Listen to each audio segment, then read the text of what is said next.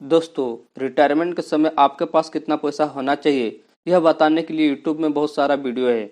लेकिन रिटायरमेंट का प्लानिंग करने से पहले इस फायर मेथड को अच्छी तरह से समझ लो। इससे रिटायरमेंट प्लानिंग करने से आपको काफ़ी ज़्यादा मदद कर सकती है। इस वीडियो में बात करेंगे कि आप अपने रिटायरमेंट की प्लानिंग करने से पहले यह 5 सवाल अपने आप से पूछो। इससे पता चल जाएगा कि आपको रिटायरमेंट के समय कितना पैसा की आवश्यकता है और सेविंग एंड इन्वेस्टमेंट कितनी करनी चाहिए।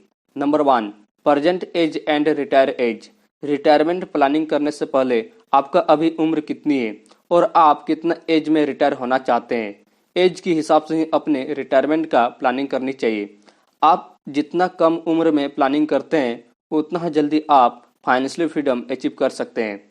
आप रिटायरमेंट की प्लानिंग बहुत सोच समझकर करनी चाहिए, क्योंकि प्लानिंग में कोई भी प्रॉब्लम ना हो।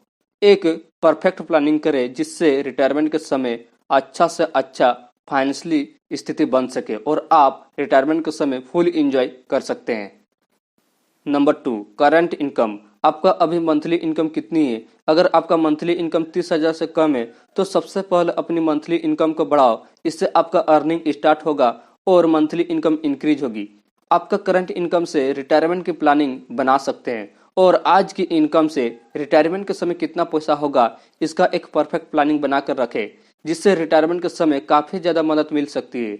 इसलिए अपने करंट इनकम को जितना जल्दी हो सके बढ़ाते रहो। Number 3, monthly saving 20%।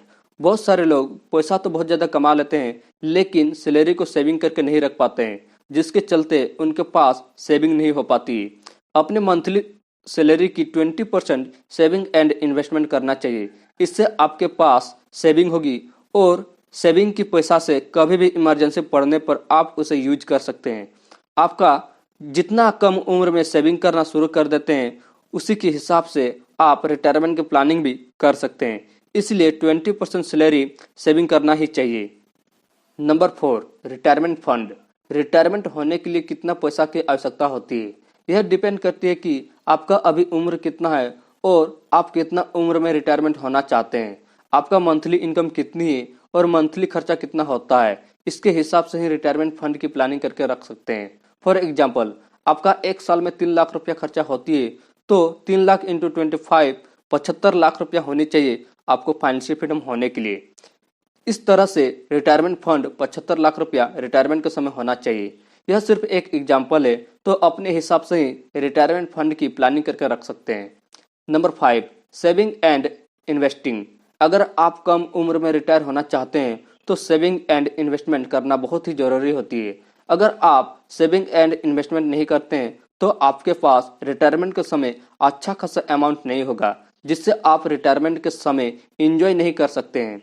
अपने रिटायरमेंट की प्लानिंग करके अपने पैसा को ऐसे जगह पर आप इन्वेस्टमेंट करके रख दें जो 16% के हिसाब से ग्रोथ बढ़ते रहे। फॉर एग्जाम्पल, स्टॉक मार्केट में 10,000 रुपया मंथली इन्वेस्ट करते हैं जिसकी एनुअल इंटरेस्ट 16% होती है। पूरे 30 साल तक आप इन्वेस्टमेंट रखते हैं। टोटल इन्वेस्टमेंट अमाउंट 36 लाख रुपया। एनुअल इंटरेस्ट 8,04,04,798 रुपया और फाइनल वैल्यू 8,87,04,758 रुपया।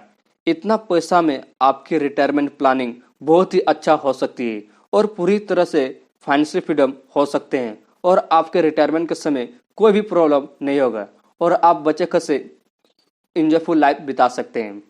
थैंक यू दोस्तों, यहाँ तक इस वीडियो को देखने के लिए। तो आप अपने रिटायरमेंट की प्लानिंग यह 5 सवाल अपने खुद से पूछने के बाद रिटायरमेंट प्लानिंग कर सकते हैं, जिससे आपको रिटायरमेंट के समय कोई भी प्रॉब्लम नहीं होगी और आप रिटायरमेंट के समय खुशी खुशी जीवन बिता सकते हैं। फिर मिलते हैं नेक्स्ट वीडियो में।